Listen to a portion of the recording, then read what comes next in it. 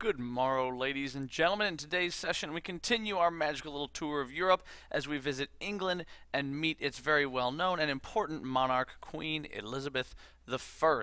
Now, during her time, Queen Elizabeth, who's somebody we've mentioned previously in class, was a really unique individual, not just in England but in Europe. And as monarch of England, then what is it that makes her so unique to her time period? We're also going to look at Queen Elizabeth and her marriage, or lack thereof. Why did she never get married? And why is this important and problematic for the people of England and England's future? But most importantly, we'll focus on Queen Elizabeth and her foreign policy. This is what she is most well known for and most really influential and impactful in England's history, both in her time and beyond.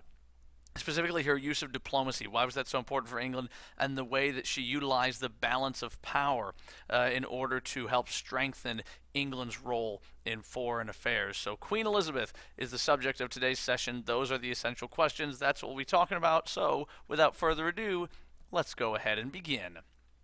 Now, Elizabeth was crowned Queen of England in 1558 following the death of her half-sister Mary, of the Bloody Mary fame, if you remember her. She was just in her early 20s, young, inexperienced. Really, to say inexperienced is an understatement. She has pretty much zero experience in politics when she takes the reins of power in England in 1558. But she's very much her father's daughter. Her father, if you remember, is the very famous King Henry VIII, who actually had her mother, Anne Boleyn, beheaded for not giving birth to boys, but that's a whole other story. So she's a lot like her dad in that she has a very strong, forceful personality, an iron will bordering practically on stubbornness, but not out of control, very reasonable, very logical. She's very witty, a real sharp tongue. Don't mess with her because she can give it right back to you.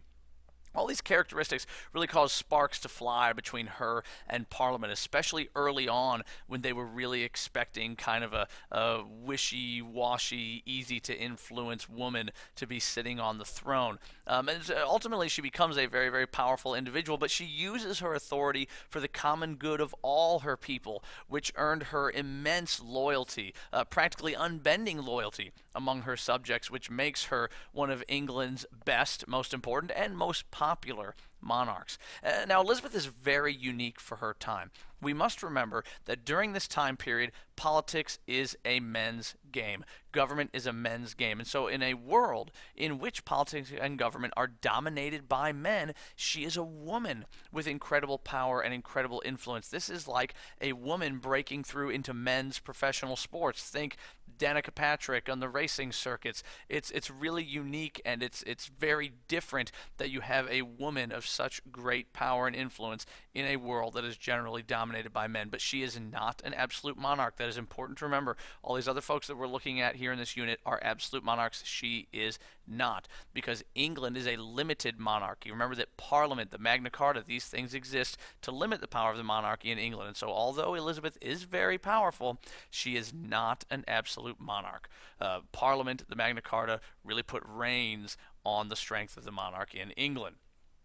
And so, despite all these things, unfortunately, Elizabeth is a woman, and for a woman of royalty in her time, the common attitude was that only a man was fit to rule, because women, it was believed, just weren't that smart, and government matters would be far beyond her ability. And so what people expected was that she was going to do like her sister did and get married. And in this case, people expected that Elizabeth would get married and her husband would generally take the reins of power, or at least be the influential person in their royal relationship.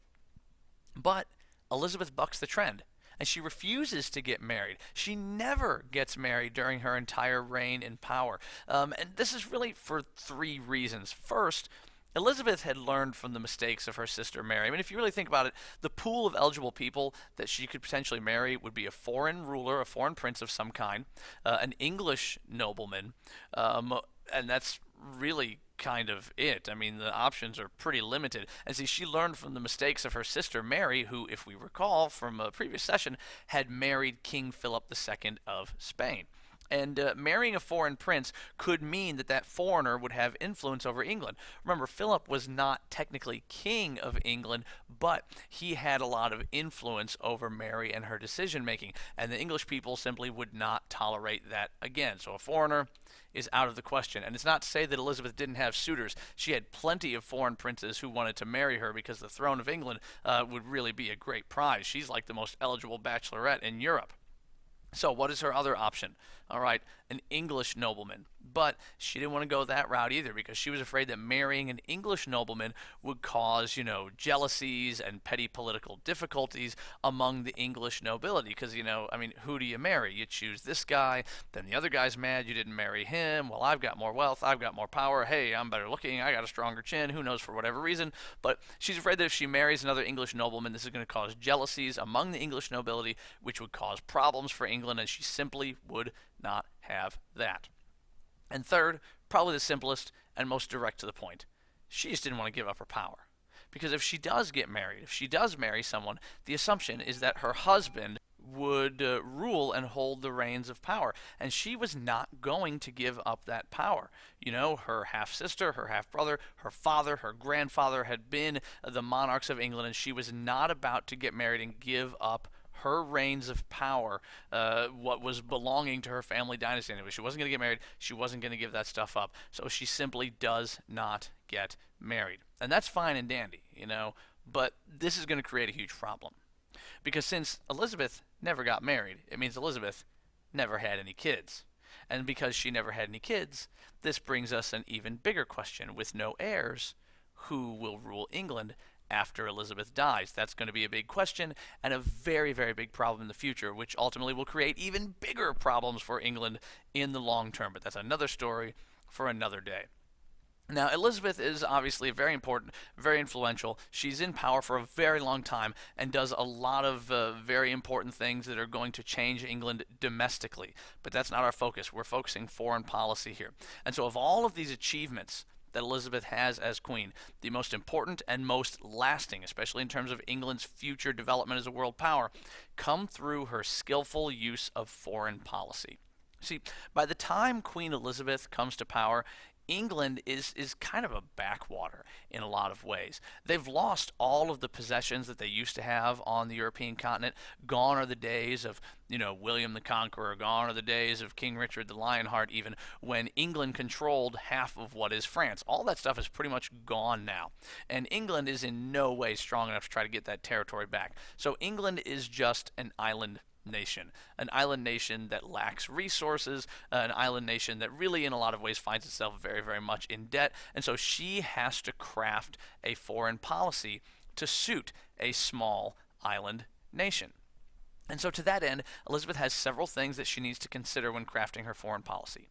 First, she's got to think geography. The English Channel is England's main line of defense in protecting the island. Being an island, this gives them an advantage, especially when it comes to enemies of England who are on the European continent. And so if a body of water is your first line of defense, then of course a navy is going to be really important. But England doesn't have a super strong navy yet. So she's going to need to invest in building a bigger, better navy for England, which will come in handy in 1588 if, say, I don't know, the Spanish Armada tries to invade England. Good work on that one, Elizabeth. Good job. You saved England.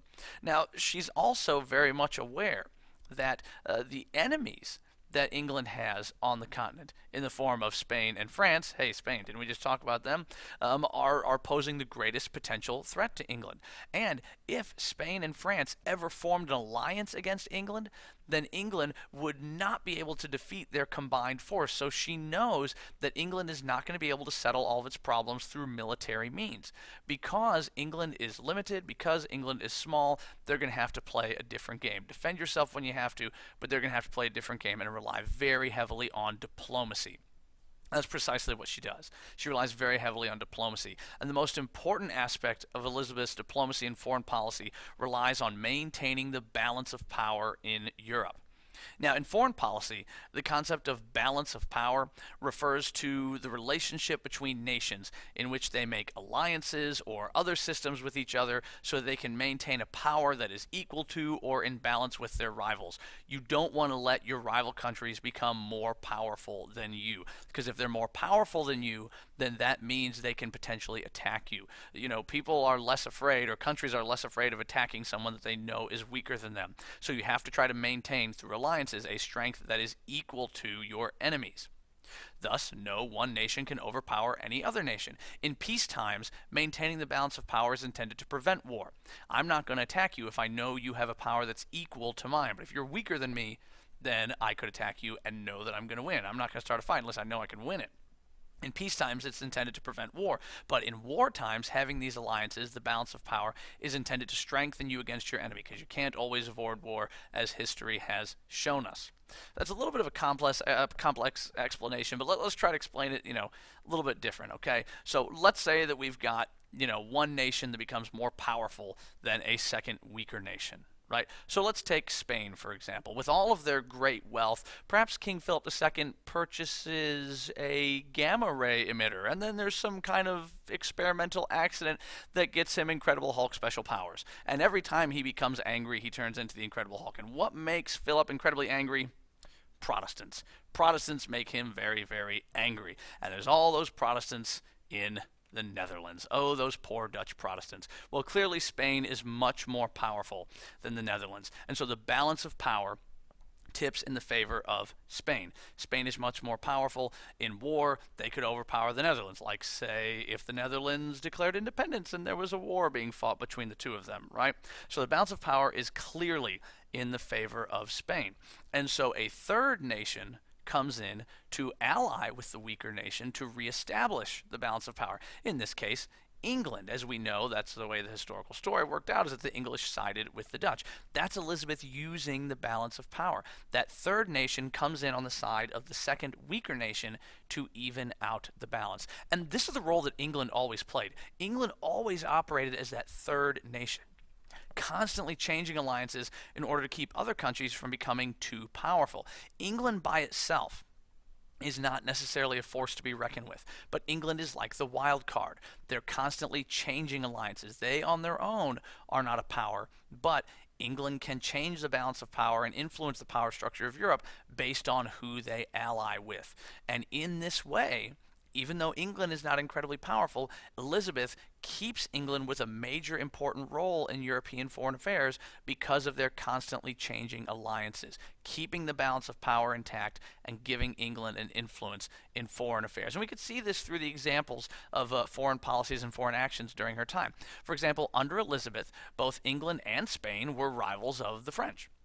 And England at one time cooperated with the French with the Spanish, cooperated with the Spanish to keep the French out of the Netherlands. And so in this case, the England-Spain alliance worked as a balance of power to keep France out of the Netherlands, keeps France from getting too powerful. The balance is intact, using alliances, using foreign policy. But as we know, later on, when the Dutch Protestants rebelled in the Netherlands against Spain, against Philip II, the English turned against the Spanish and supported the Dutch against Spain. And so here again, England and Queen Elizabeth utilized the balance of power, utilized this foreign policy in order to maintain the balance and keep England in a stronger position in Europe. Well, there you have it. That's where we're going to leave it off with Queen Elizabeth today. But what we saw is a unique woman in her time, a powerful woman in a world that was dominated politically by men. And she made the most of it and became one of England's greatest, most important, and most beloved monarchs. We also saw that despite all of this, she never got married. We saw the reasons why she got married, and also that this is going to be a real problem for England in the future. But we spent most of our time discussing Elizabeth and her role in foreign policy, why diplomacy was important for England, and how she utilized the balance of power to maintain and strengthen England's roles in foreign affairs. Ultimately, through her leadership, England will become one of, in the future, the most powerful countries in Europe, and later, the most powerful country in the world. Well, those are the essential questions, guys. As always, make sure that you study them and know them and be ready to talk about them the next time that we meet. And as always, until that time, I bid you farewell.